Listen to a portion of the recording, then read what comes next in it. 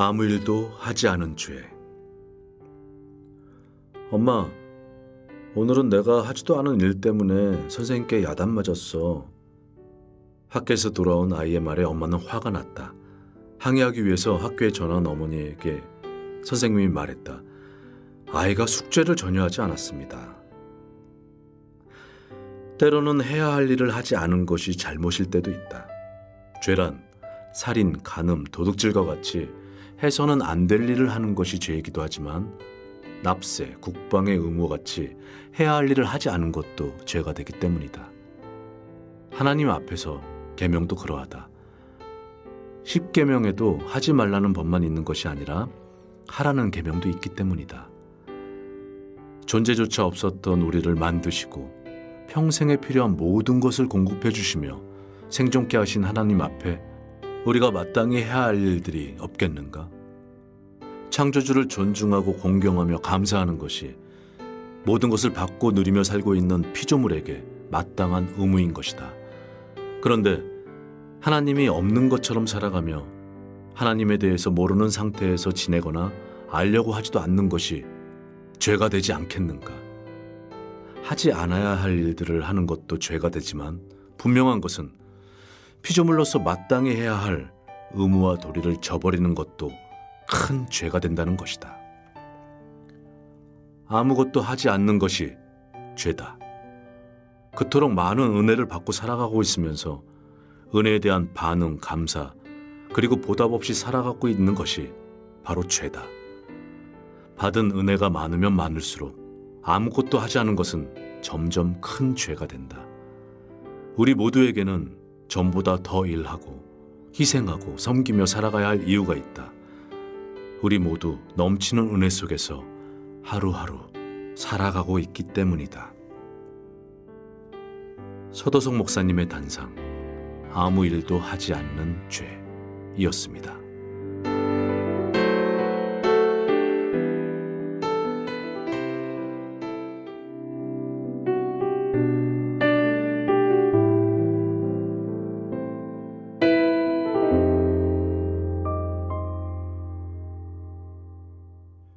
죄인을 부르신 예수님.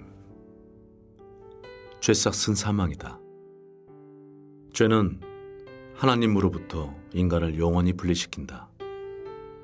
그 두려운 죄의 형벌 때문에 인간은 하나님을 두려워하고 하나님을 피하려 한다. 도둑이나 강도와 같은 범죄자가 경찰을 무서워하고 도망가는 것 같이 죄를 범한 인간은 하나님으로부터 도망치고 피하고 숨으려 한다. 금단의 열매를 먹음으로 죄를 범한 아담은 자신을 찾는 하나님을 피하고 자신을 숨기려 했다. 나는 태생적으로 죄성을 갖고 있다. 내가 존재하는 한 내 속에 있는 죄성도 본성의 일부처럼 끈질기게 활동한다. 유혹이 가득한 이 세상에서 활화산처럼 활동하는 죄성을 가지고 살아가는 내가 어떻게 거룩한 하나님의 존전에 나아갈 수 있겠는가?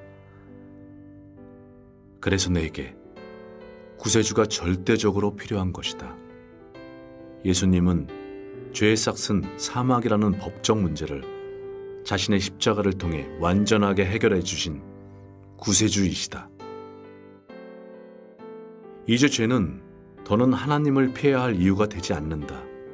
단지 구세주를 의지해야 할 이유가 되어서 나로 하여금 주의 손을 더욱 굳게 붙잡게 해준다. 죄 때문에 하나님을 피해 숨던 나를 구세주는 오히려 죄 때문에 주님께 더 가까이 나오게 만들어 주셨다. 이젠 내 안에 있는 죄가 내가 주님을 결코 떠날 수 없는 이유가 되어 주님 안에 계속 머물게 한다. 서도석 목사님의 단상, 죄인을 부르신 예수님이었습니다.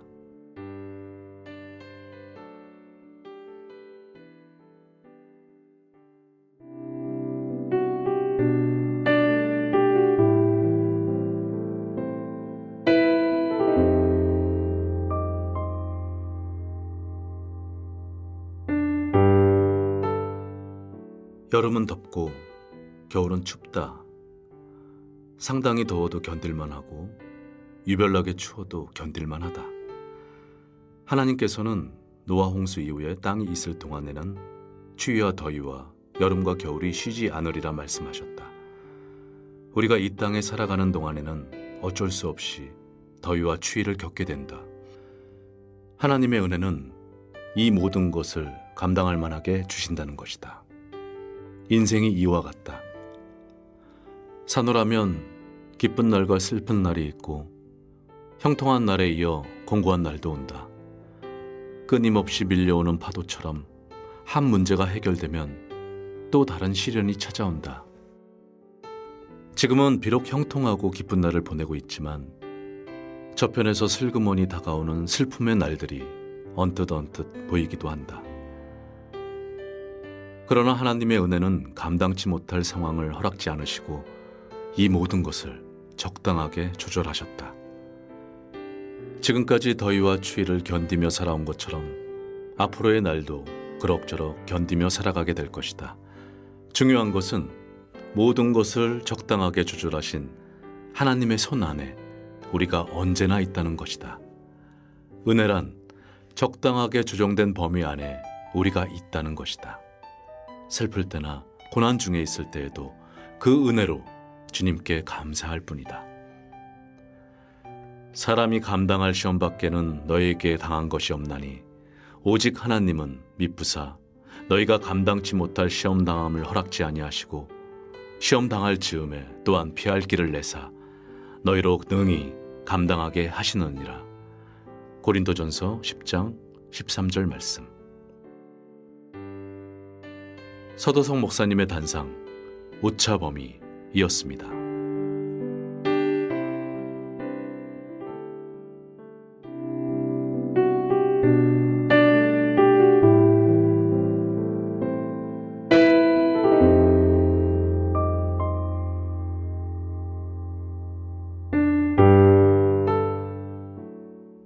세상에서 가장 하기 쉬운 일 중에 하나는 비평이다. 다른 사람이 한 말이나 행동을 비평하는 것은 쉽다. 회의를 할 때에도 안건을 내기는 어렵지만 남이 낸 안건을 비평하는 것은 쉽다. 그래서 먼저 말을 하는 사람은 거의 없고 일단 누군가 말을 하면 그 말을 붙잡고 이 말 저 말 하는 사람들이 많은 것이다. 세간에도 몽골에 가면 말이 싫어하는 것은 말꼬리 잡는 사람, 말머리 돌리는 사람, 말 자르는 사람, 이란 세태를 빗댄 유머가 돌기도 한다. 반면에 세상에서 가장 하기 어려운 일 중에 하나는 비평을 들으면서도 묵묵히 그 일을 하는 것이다. 칭찬과 격려를 들으며 일을 하기는 쉬워도 비평과 비난, 그리고 반대에 불구하고 그 일을 계속하기 위해서는 특별한 신념이 필요하다. 가장 특별한 신념은 하나님에 대한 믿음이다. 그래서 믿음은 비평과 반대에도 불구하고 희생과 수고를 계속해서 할 수 있게 한다.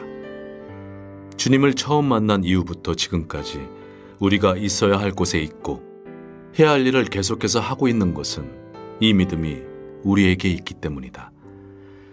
나도 주님이 부르시는 그날에 바울의 마지막 말처럼 내가 선한 싸움을 싸우고 나의 달려갈 길을 마치고 믿음을 지켰으니 디모데후서 4장 7절 이런 승리의 외침을 진정 부르리라. 서도성 목사님의 단상 비평과 신념이었습니다.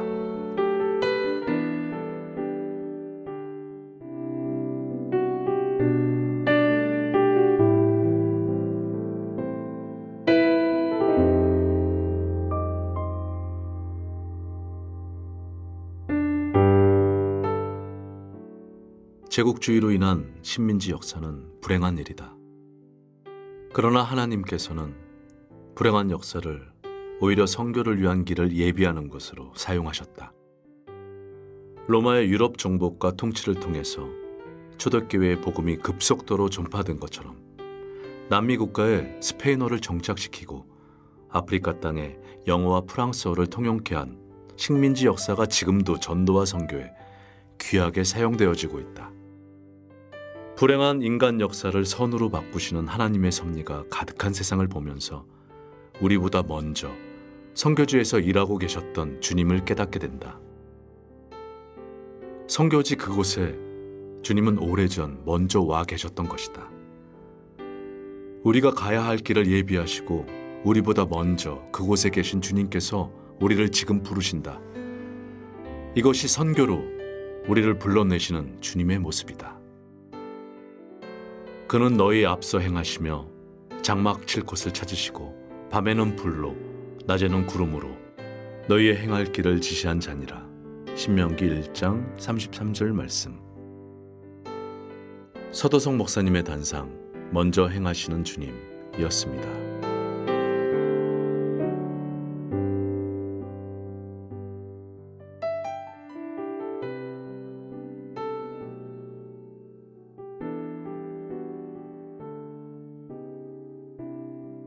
바울에게는 지식과 지혜를 비롯한 많은 은사가 주어졌다. 하나님께서는 하나님 자신이 한 사람을 통해 얼마나 크고 많은 일을 하실 수 있는가를 바울의 생애를 통해 보여주셨다. 우리 시대에도 한 사람이 바울과 같이 하나님께 온전히 바쳐질 때 초대교회의 놀라운 역사가 또 다시 일어날 것이다. 나는 바울의 생애를 공부하는 중에 그가 하나님께 귀하게 쓰임을 받았던 이유 중에 하나가 눈물임을 알게 되었다. 오매 저희에게 말하되 아시아에 들어온 첫날부터 지금까지 내가 항상 너희 가운데서 어떻게 행한 것을 너희도 아는 바니 곧 모든 겸손과 눈물이며 유대인의 관계를 인하여 당한 시험을 참고 주를 섬긴 것과 사도행전 20장 18절로 19절. 내가 큰 환난과 애통한 마음이 있어 많은 눈물로 너희에게 썼노니 이는 너희로 근심하게 하려 한 것이 아니요 오직 내가 너희를 향하여 넘치는 사랑이 있음을 너희로 알게 하려 함이라. 고린도후서 2장 4절. 내가 여러 번 너희에게 말하였거니와 이제도 눈물을 흘리며 말하노니 여러 사람들이 그리스도 십자가의 원수로 행하느니라. 빌립보서 3장 18절 말씀.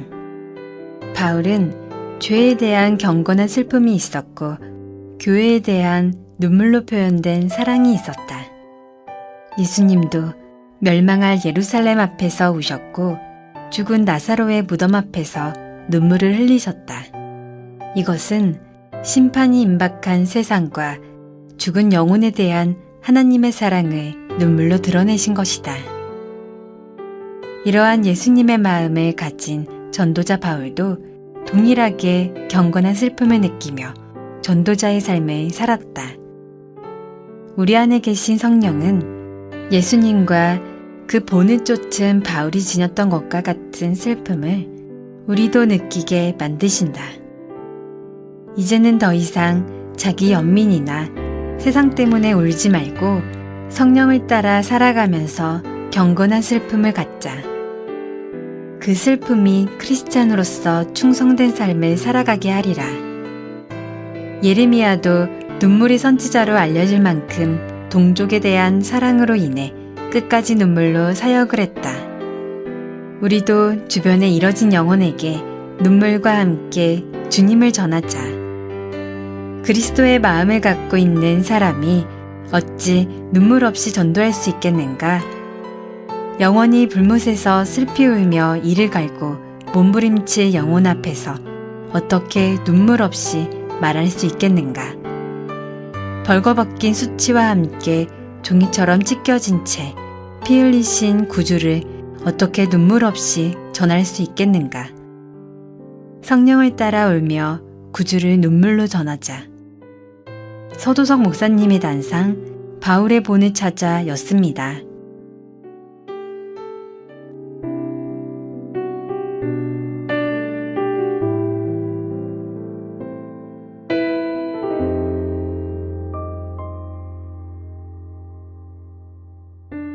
아이가 더러운 것을 온몸에 묻히고 동네를 뛰어다니면 동네 아줌마들은 더러운 것이 묻었다고 지적하고 비난한다.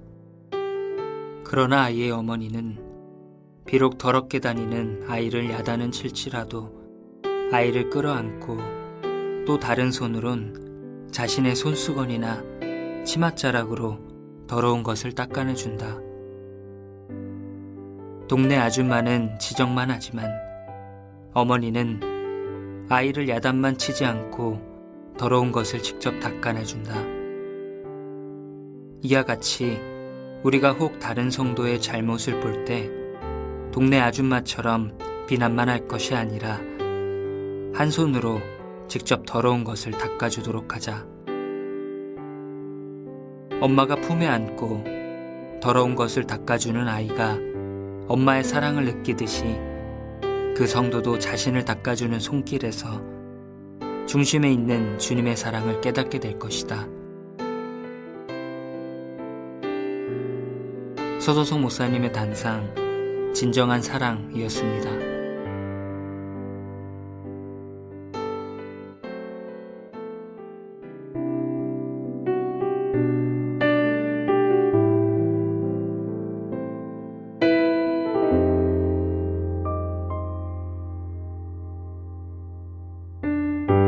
하나님이 주신 예복. 벌거벗은 몸에 왕복을 걸치면 왕처럼 보인다. 낡은 옷을 걸치면 거지처럼 보이기도 한다. 인간은 인생을 살면서 여러 옷을 걸쳐 입고 그 옷으로 적신의 부끄러움을 감추며 옷으로 나타낸 신분으로 자신을 높이기를 좋아한다. 그러나 인간 스스로 걸쳤던 옷들은 하나님 앞에 벗겨질 날이 온다. 죽음을 건너갈 때는 적신으로 세상에 왔듯이 다시 적신으로 돌아가야 한다. 그동안에 무슨 옷을 입고 허세를 떨며 살아왔든지 죽을 때는 원래 왔던 모습 그대로 돌아가야 한다. 인간이 하나님 앞에 갈 때 입고 갈 수 있는 유일한 옷은 하나님이 준비해 주신 구원의 옷뿐이다. 예수님의 피를 뿌림으로써 준비된 희고 깨끗한 의의 옷을 입어야만 하나님께서 예비하신 천국 잔치에 들어갈 수 있다. 하나님을 주와 구주로 믿는다는 것은 바로 예수 그리스도로 옷 입고 그분의 의로움을 갖게 된다는 뜻이다. 오직 예수로 옷 입은 자만이 천국에 들어갈 자격이 있다. 이 옷은 누구든지 입을 수 있도록 하나님께서 준비해 놓으셨다. 누구든지 그리스도와 합하여 세례를 받은 자는 그리스도로 옷 입었느니라. 갈라디아서 3장 27절 말씀. 내가 여호와로 인하여 크게 기뻐하며 내 영혼이 나의 하나님으로 인하여 즐거워하리니 이는 그가 구원의 옷을 내게 입히시며 의의 겉옷으로 내게 더하심이 신랑이 사모를 쓰며 신부가 자기 보물로 단장함 같게 하셨음이니라. 이사야 61장 10절 말씀. 서도성 목사님의 단상, 하나님이 주신 예복이었습니다.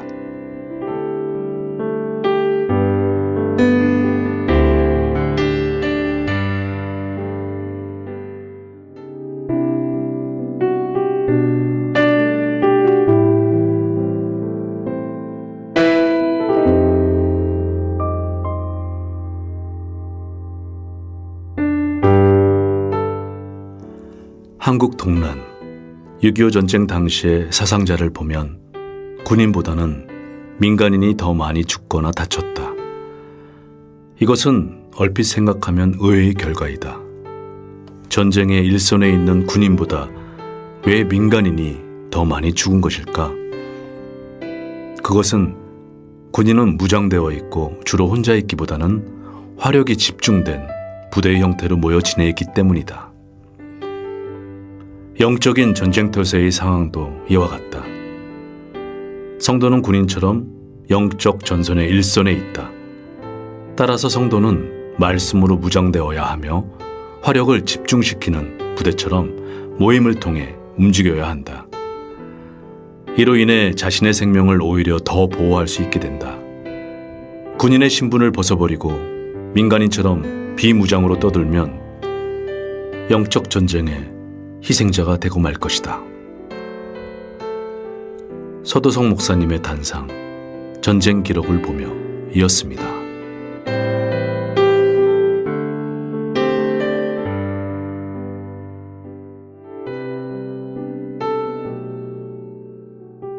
예수님은 베드로의 순교에 대해 미리 말씀하셨습니다. 베드로의 순교는 교회 역사 속에 전해져 오고 있습니다. 쿼바디스라는 영화에서 보았던 한 장면이 희미하게 떠오릅니다. 폭군 네로의 핍박을 피해 급히 로마를 빠져나가는 베드로가 예수님을 만납니다. 베드로가 주여 어디로 가시나이까? 라고 묻자 예수님은 내가 피하려고 하는 십자가에 내가 다시 못 박히기 위하여 로마로 간다 라고 대답하십니다. 베드로는 주님을 다시 못 박히게 할 수 없다는 생각으로 발길을 돌려 로마로 돌아갑니다. 이제 베드로는 다른 순교자들을 격려하고 자신의 십자가에 거꾸로 못 박혀 장렬한 최후를 맞이하게 됩니다. 왜 자비로운 예수님이 사랑하는 제자의 죽음을 예견하시고 그 죽음을 피할 방법을 예비하지 않으셨는가? 라고 생각하면서 주님의 깊은 섭리를 발견했습니다. 베드로의 생애에서 가장 수치스러운 사건은 그가 예수님을 3번이나 부인한 일이었습니다. 예수님은 그를 용서하시고 그의 신앙을 회복시키셨으나 많은 사람들은 베드로를 볼 때 그 사건을 떠올리곤 했을 것입니다. 그의 비겁한 행동은 사도로서 베드로의 영광을 어둡게 한 흔적이었을 것입니다. 그래서 영원한 세계로 베드로를 불러가시기 전에 예수님은 그의 오명을 공개적으로 씻을 수 있도록 기회를 주셨습니다. 베드로 자신이 전한 복음이 참으로 죽음의 공포를 이기는 능력이 있음을 입증하고 예수님에 대한 뜨거운 사랑을 증명할 기회를 주신 것입니다. 그의 장렬한 순교는 예수님을 3번 부인한 사건의 수치를 깨끗이 씻고 그의 영광을 더욱 빛나게 하였습니다. 베드로에게 기회를 주신 하나님은 우리에게도 일상의 삶 속에서 때마다 일마다 자기를 희생할 기회를 주십니다. 나의 연약함이 만든 많은 범죄의 부끄러운 기억을 주님이 베풀어 주시는 희생의 기회를 통해 씻어낼 수 있습니다. 그날에 더욱 빛난 영광을 주시기 위해 우리에게 작은 희생의 기회를 주시는 하나님을 찬양합니다. 서두석 목사님의 단상 베드로의 죽음이었습니다.